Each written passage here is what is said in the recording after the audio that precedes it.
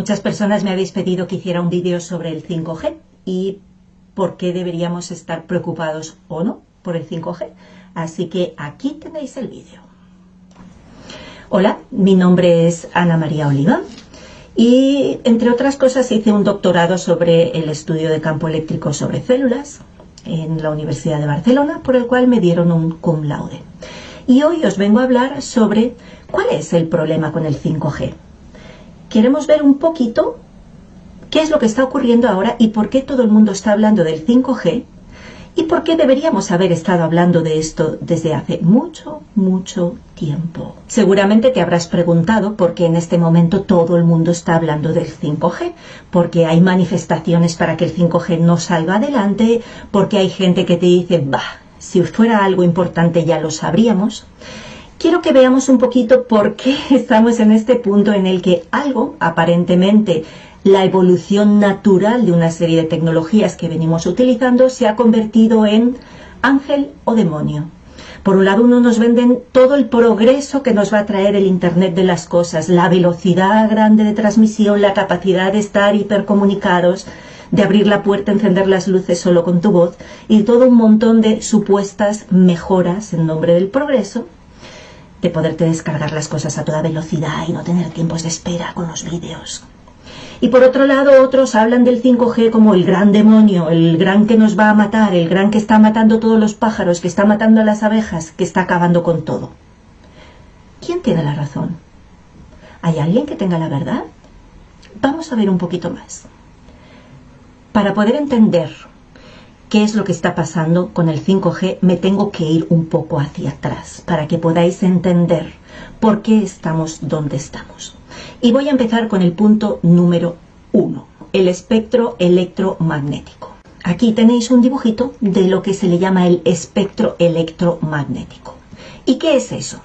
Es una manera de representar todas las posibles frecuencias que puede tener un determinado tipo de energía, que es la radiación electromagnética.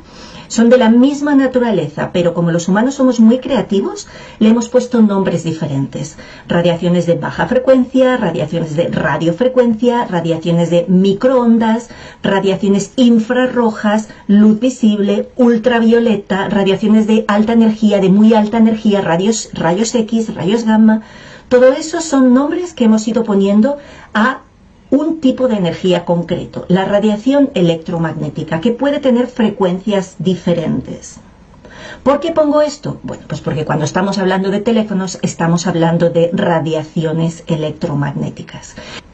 ¿Cuál es el punto importante de estas radiaciones electromagnéticas?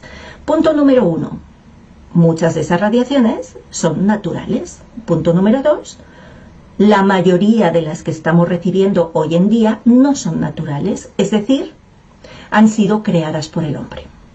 Vamos a irnos a una de las extremas. ¿Por qué de las extremas? Lo vais a ver enseguida. Nos encontramos con que hay un tipo de radiaciones dentro de ese espectro electromagnético que se descubrieron allá por el siglo XIX, finales del siglo XIX, en el que se dan cuenta, los esposos Röntgen se dan cuenta de que pueden ver a través de una mano, en este caso porque fue la primera, fue la de la mano de la señora Röntgen. Entonces, ¿qué es lo que ven? Hay un tipo de radiaciones que las llaman X porque no saben cómo llamarlas, porque no la conocen, no saben qué naturaleza tienen, pero se dan cuenta de que eso puede atravesar muchas cosas, pero el hueso no. Y entonces al ponerle una placa fotográfica pueden ver el cuerpo por dentro. Imaginaros lo que significa eso en plenos 1800 y tantos. Curiosamente, los rayos X fueron descubiertos en 1895. En 1887, Nikola Tesla ya había estado diciendo, cuidado, porque hay un tipo de radiaciones, este tipo de radiaciones puede ser nociva para los organismos biológicos. Pero ¿a quién le importa lo que diga Tesla? O sea, al final, en esa época todavía ni siquiera se habían descubierto ese tipo de rayos por la comunidad científica convencional. Bien, esto para mí es muy importante porque este tipo de radiaciones os podéis imaginar que en cuanto se descubrieron, todo el mundo, ¿qué es lo que hizo? Empezar a utilizarlas. Tuvieron una difusión y una implementación rapidísima, rapidísima, rapidísima, hasta que se empezaron a dar cuenta que la gente se enfermaba. Tanto es así que la señora Röntgen se murió, más tarde se murió su esposo, y hay todo un libro que se llama Las víctimas de la ciencia radiológica, y que te habla de todas las personas que murieron por ser los pioneros en implementar, en investigar y en utilizar una tecnología, porque desgraciadamente la tecnología suele ir por delante del conocimiento, y el conocimiento y la conciencia muchas veces va por detrás. Es decir, primero ponemos en marcha cosas y nadie se preocupa de si eso tiene un efecto o no lo tiene. Y ahí pongo aquí este dato de que en el 4 de abril del 36 hicieron un monumento a las víctimas de la radiología, que está en Hamburgo, en el Hospital St. Georg. Entonces, esto para mí es un hito importante. ¿Por qué? Porque se descubre un nuevo tipo de energía, se dan cuenta de que tiene unas aplicaciones espectaculares. Imaginaros, ahí pilló la Primera Guerra Mundial y se utilizó muchísimo, muchísimo también, se expandió rapidísimamente, y el caso fue que no habían visto, porque no habían escuchado aquellas voces de aquellos científicos no tan ortodoxos como Tesla, diciendo, cuidadito, que esto va a dañar a todos los seres biológicos. ¿Os empieza a sonar de algo esto? En ese momento empezamos a darnos cuenta de que hay una división en ese mismo tipo de energía que estoy diciendo. Hay una división muy clara. Hay una serie de radiaciones que se llaman ionizantes. ¿Por qué? Son las radiaciones de alta energía que nos pueden ionizar, es decir, pueden cambiar la materia, vamos a llamarlo así, modificar, de manera que producen efectos biológicos muy claros y habitualmente no deseables. Entonces todas esas, con el tiempo, se dieron cuenta de que tenían la capacidad de dañar y por tanto se empezó a regular. Y ahí tenemos que actualmente se siguen utilizando los rayos X de diferentes maneras bajo una legislación. Sería otro tema ver cómo es esa legislación y si a veces el precio compensa el beneficio. Pero ese sería otro vídeo. Bien, entonces el caso es que a partir de ultravioleta, más o menos, en ciertas gamas del ultravioleta, se empieza a considerar radiación ionizante. Pero todo lo que tiene menos energía que esas radiaciones, la energía va proporcional a la frecuencia, por tanto todas las frecuencias más bajas del ultravioleta, pues no son ionizantes. ¿Y qué significa básicamente que no son ionizantes?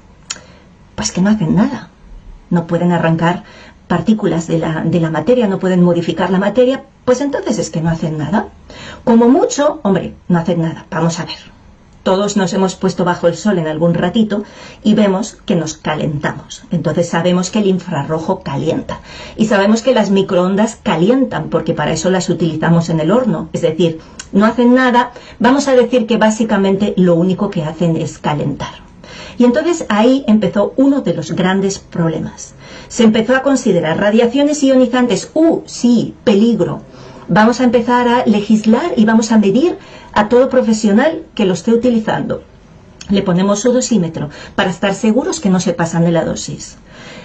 Radiación no ionizante, no pasa nada, porque como mucho va a calentar y ya está. Así que eso lo utilizamos para calentarnos la comida a la hora de comer y se acabó. Y ahora viene el punto 2 que os quería contar, para que podáis entender la historia entera. La primera es que conocieron las radiaciones ionizantes y lo que no era ionizante, como no es ionizante no hay problema. Punto número 2. ¿Cuándo encontramos por primera vez un electrocardiograma? También ahí, hace más de 100 años, a principios del siglo pasado, empezaron a medir señales eléctricas que procedían del corazón, pero curiosamente las podíamos medir por fuera. Eso a nosotros nos parece muy sencillo, no tiene un gran salto mental, pero en aquella época, a pesar de que se conocía la electricidad animal desde Galvani y sabían ya ciertos conceptos de fisiología, todavía no se tenían un desarrollo tan importante, y el hecho de que pudieras medir desde fuera una señal eléctrica que estaba dentro En este caso, fijaros que aquí están las ondas cerca del corazón, no todas, pero en otros casos las ondas se miden desde lugares que ni siquiera están cerca del corazón, y a pesar de eso obtenemos esa curva que la conocemos tan bien. Ponen como hipótesis la idea de que si hay una fuente de electricidad dentro y yo lo mido fuera, no parece descabellado pensar que es porque lo que hay en el medio es un fluido conductor. Y esa hipótesis de el cuerpo como un volumen conductor, vamos a decirle, como un globo lleno de un agua saladita, básicamente, eso es lo que ha perdurado hasta este momento.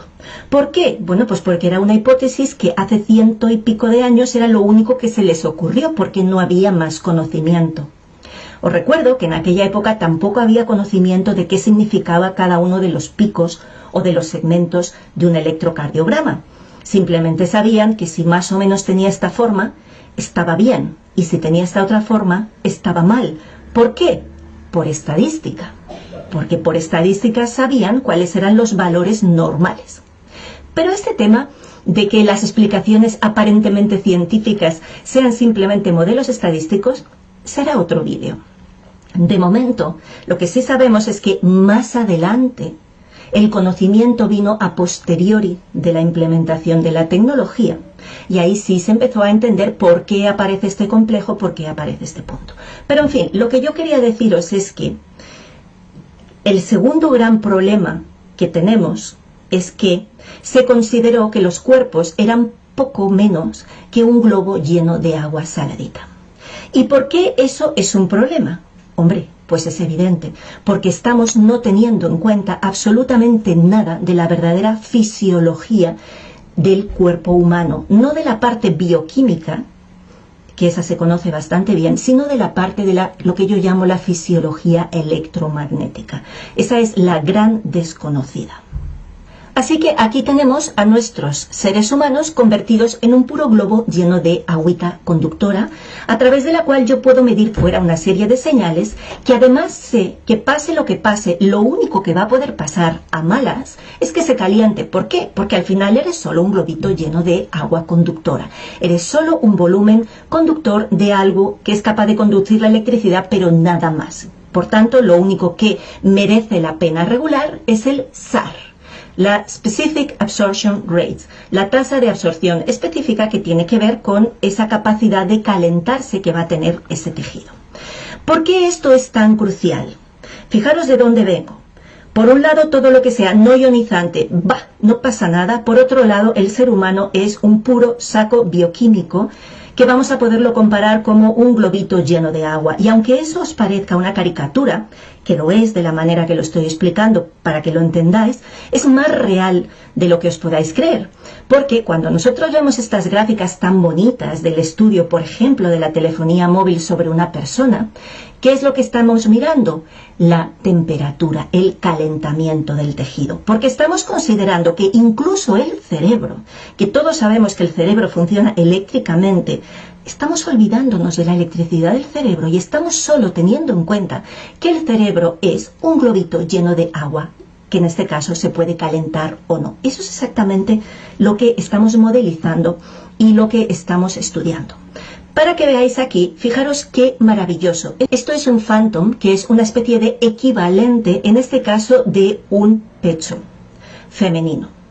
Es un Breast Phantom, al cual se le está testando ante microondas. Así que, mujeres, saber que la manera en la que se está testando nuestro cuerpo es comparándonos con una cazuelita llena de agua. Y a partir de ahí estamos viendo qué es lo que pasa, se está estudiando qué es lo que pasa. Pero si esto os parece realmente terrible, que al menos a mí me lo parece, ahora mirar esto. Así es como se estudia el efecto de los teléfonos móviles sobre las personas. Sí, esto eres tú. Una bañera llena de agua saladita. Y así es como se está estudiando si tú vas a sufrir o no algún efecto debido a la radiación de ese teléfono. Es tal cual. Y a veces nos creemos que las cosas son un poco más modernas porque vemos softwares muy bonitos. ¿Qué está haciendo en este caso? Bueno, sí, vamos a decir, hay veces que se hace simulación.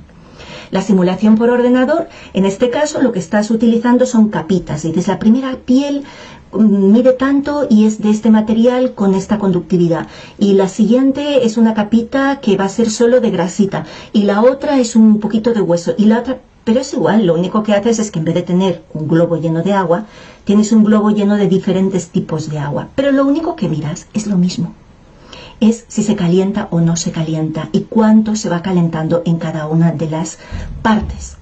No me digáis que no es bastante asombroso. No me digáis que no es sorprendente que lo único con lo que se te compara es como, perdón, una bañerita llena de agua o un globito lleno de agua, como prefieras, como te haga más feliz.